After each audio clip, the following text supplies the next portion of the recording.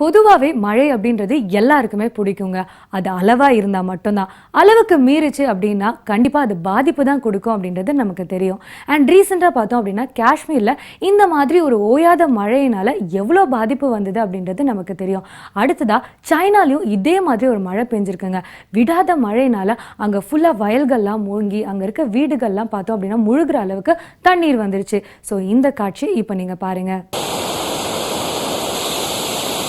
சீனாவில் கிழக்கு மற்றும் வடக்கு பகுதியில் பெய்து வரும் கனமழை காரணமாக பல இடங்கள் வெள்ளக்காடாக காட்சியளிக்கின்றன. ஹெபெய், டியான்சிங், பெய்ஜிங் நகரங்கள் மற்றும் சிச்சுவான், குபை உள்ளிட்ட மாகாணங்களில் தொடர்ந்து விடாமல் மழை பெய்து கொண்டிருக்கிறது.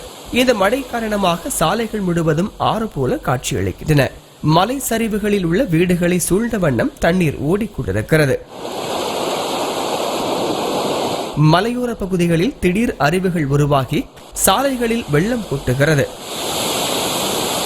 இதனால் மண்ணரிப்பு ஏற்பட்டு பாறைகள் உருண்டு சாலைகளில் கிடக்கின்றன. வெள்ளத்தின் வேகத்தால் பல வீடுகள் இடிந்து விழும் அபாய கட்டத்தில் உள்ளன. ஆயிரக்கணக்கான மக்கள் வீடுகளை விட்டு வெளியேறி பாதுகாப்பான இடங்களுக்கு சென்று விட்டனர். குறிப்பாக ஜாங்கிக் நகரம் பெரிய அளவில் பாதிக்கப்பட்டுள்ளது. விளைநிலங்கள் தண்ணீரில் மூழ்கியுள்ளன. அங்குள்ள நீர்நிலைகளும் நிரம்பியிருப்பதால் கரையோர பகுதி மக்களுக்கு எச்சரிக்கை விடப்பட்டுள்ளது.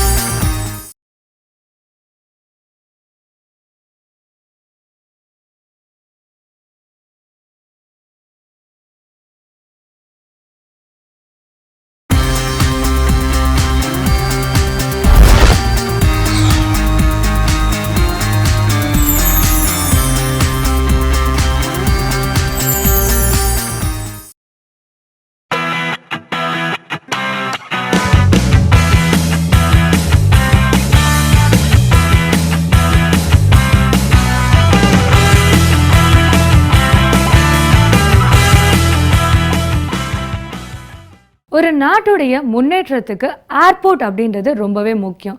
ஒவ்வொரு நாட்டிலையும் பார்த்தோம் அப்படின்னா இப்போ ஏர்போர்ட் இருக்குது. இருந்தாலும் ஒரு நாட்டோட ஏர்போர்ட்டோட நம்ம நாட்டோட ஏர்போர்ட் இன்னும் பெட்டராக இருக்கணும் அப்படின்னு சொல்லிட்டு யோசிக்கிறது காமனான விஷயம் தானேங்க.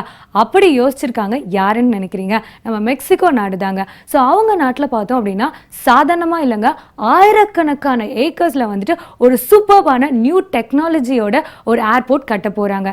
இதுக்கான ஒரு மாடலை வந்துட்டு மெக்சிகோ நாட்டோட பிரசிடென்ட் ரிலீஸ் பண்ணியிருக்காங்க. அதை பார்க்கும்போதே வந்துட்டு எப்படா ஏர்போர்ட் கட்டுவாங்க, எப்போ அதுக்குள்ள நம்ம போறதுன்னு சொல்லிட்டு எல்லா மக்களுமே யோசிச்சுட்டு இருக்காங்களாங்க.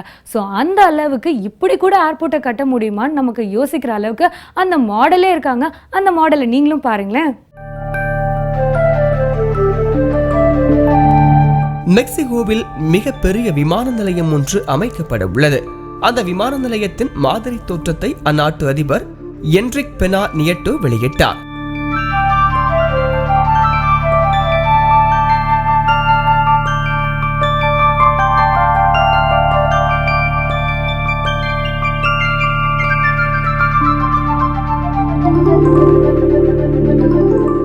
எக்ஸ் வடிவில் கட்டப்பட உள்ள இந்த விமான நிலையத்தை இங்கிலாந்து பொறியாளர் நார்மன் ஃபோஸ்டர் வடிவமைத்துள்ளார்.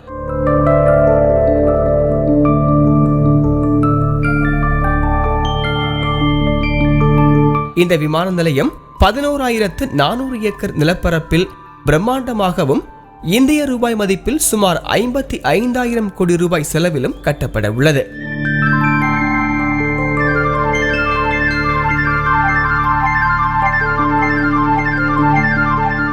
புதிய விமான நிலையத்தில் ஆண்டுக்கு சுமார் 12 கோடி பயணிகளை கையாள முடியும் என தெரிவிக்கப்பட்டுள்ளது. புதிய விமான நிலையம் முழுவதும் நவீன தொழில்நுட்பத்தில் உருவாக்கப்படுகிறது.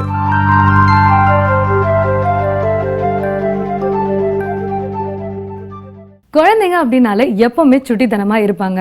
அடிக்கடி கீழே விழுறது, இல்ல அப்படின்னா பீரோக்குள்ள போய் மாட்டிக்கிறது, ஓடுற ஃபேனுக்குள்ள கை விடுறது, இந்த மாதிரி விஷயங்கள்லாம் பண்ணுவாங்க.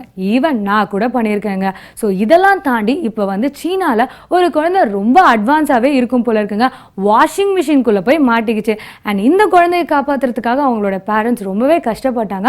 ஆனால் அந்த குழந்தைய வந்துட்டு அதுலேருந்து எடுக்க முடியல அப்படின்னோடனே ரெஸ்கியூ டீம் வந்துட்டு அந்த குழந்தைய எந்தவித பிரச்சனையும் இல்லாமல் காப்பாற்றிட்டாங்க. ஆனால் இதில் சோகமான விஷயம் என்ன அப்படின்னா, அனாமத்தா ஒரு வாஷிங் மிஷின் போயிடுச்சுங்க. இது தேவையா? இந்த காட்சி இப்போ நீங்களே பாருங்களேன். சீனாவில் வாஷிங் மிஷினில் சிக்கி தவித்த சிறுமியை தீயணைப்பு மற்றும் மீட்பு படை வீரர்கள் விரைந்து வந்து பத்திரமாக மீட்டனர். சி ஜியாங் மாகாணத்தில் உள்ள ஜியாஜிங் நகரில் குழந்தை ஒன்று வாஷிங் மிஷினில் சிக்கிக் கொண்டதாக இரவு 10:40 மணிக்கு தீயணைப்பு வீரர்களுக்கு அவசர அழைப்பு வந்தது. உடனடியாக அந்த வீட்டிற்கு சென்ற தீயணைப்பு வீரர்கள் வாஷிங் மிஷினுக்குள் சிக்கி வெளியே வர முடியாமல் தவித்துக் கொண்டிருந்த சிறுமியை மீட்கும் முயற்சியில் இறங்கினர்.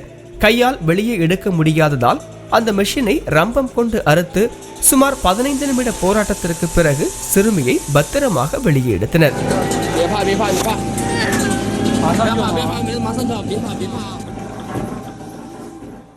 விஐபி எந்த விஷயம் செஞ்சாலுமே உடனே மக்கள் கிட்டையும் சரிங்க, வெளியிலும் சரி ஒரு பெரிய அளவுக்கு நியூஸாகவே மாறிடும். அது சின்ன விஷயமா இருந்தாலும் சரி, பெரிய விஷயமா இருந்தாலும் சரிங்க. அதே மாதிரி ரீசெண்டாக இப்போ யூஎஸ் பிரசிடென்ட் ஒபாமா வந்து ஸ்டோன்ஹெஞ்ச் அப்படின்ற ஒரு பிளேஸை வந்துட்டு விசிட் பண்ண போயிருக்காரு. சாதாரணமாக எல்லாரும் தானே அங்கே விசிட் பண்ணுவாங்க, அதே மாதிரி தான் அவரும் போயிருக்காரு. ஆனால் அந்த நியூஸை ஒரே அளவுக்கு பெருசாக எக்ஸிராட் பண்ணியிருக்காங்க. அண்ட் அதில் இன்னொரு விஷயம் என்ன அப்படின்னு பார்த்தோன்னா, அங்கே வந்த எல்லார் மக்கள் கிட்டையும் ரொம்ப ஃப்ரெண்ட்லியாகவும் ரொம்ப அழகாவும் நிறைய விஷயங்கள் அவர் ஷேர் பண்ணி பேசியிருக்காரு. அண்ட் இதை கண்டிப்பா நம்ம பாராட்டணும்லங்க. அந்த காட்சி இப்ப நீங்களும் பாருங்க. வேல்ஸில் நடைபெற்ற நாட்டோ மாநாட்டில் கலந்து கொண்ட அமெரிக்க அதிபர் ஒபாமா ஸ்டோன்ஹெஞ்ச் பகுதிக்கு சென்றார். இங்கிலாந்தின் வில்ஷயரில் புராதன சின்னமான கல்தூண்கள் அமைந்துள்ள ஸ்டோன்ஹெஞ்ச் சுற்றுலா தலம் அமைந்துள்ளது. பாரம்பரியமிக்க அந்த பகுதியை சுற்றி பார்த்த அதிபர் ஒபாமா அழகான தூண்கள் எவ்வளவு சிறப்பானது என்பதை இப்போது உணர்வதாக தெரிவித்தார்.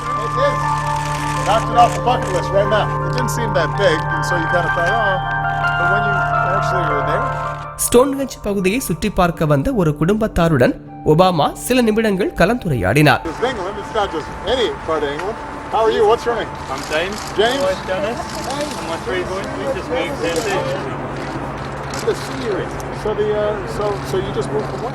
ஸ்டோன்ஹெஞ்ச் வந்ததால் அதிபர் ஒபாமா ஏற்கனவே திட்டமிட்ட பயண நேரத்தில் இருந்து 1 மணி நேரம் தாமதமாக அமெரிக்கா சென்றார். நார்த் கொரியா அப்படின்ற ஒரு நாடு உருவாகி 65 ஆண்டுகள் தாண்டி இப்போ 66வது ஆண்டுக்குள்ள கால் எடுத்து வச்சிருக்காங்க.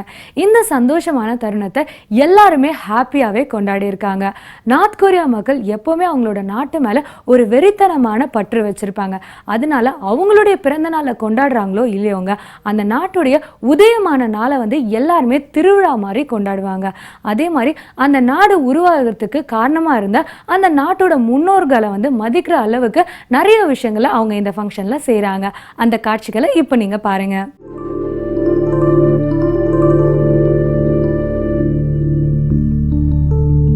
வடகொரியா என்ற நாடு உருவாகி 66 ஆண்டுகள் ஆனதை ஒட்டி அங்குள்ள மக்கள் வழக்கமான கொண்டாட்டங்களில் ஈடுபட்டனர்.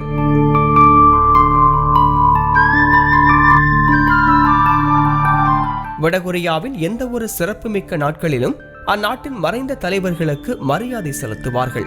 அதேபோல் வடகொரியா உருவான தினத்திலும் மன்சு குன்றில் உள்ள 2ஆம் கிம் சங் மற்றும் கிம் ஜோங் ஆகியோரின் சிலைகளுக்கு பூங்கொத்து வைத்து மக்கள் மரியாதை செய்தனர்.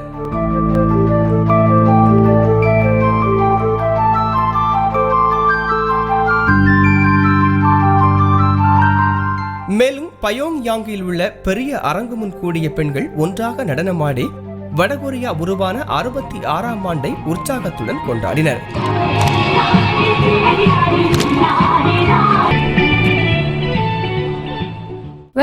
இன்னைக்கு நம்மளுடைய உலகத்திரை நிகழ்ச்சியில நம்ம உலகத்துல நடந்த சில முக்கியமான நிகழ்வுகள்லாம் நீங்க பார்த்திருப்பீங்க.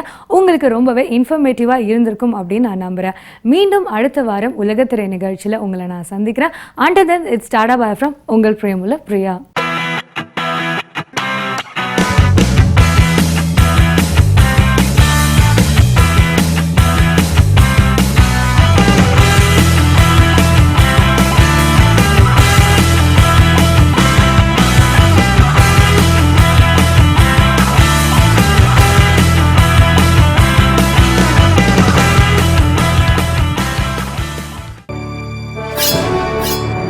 வணக்கம்.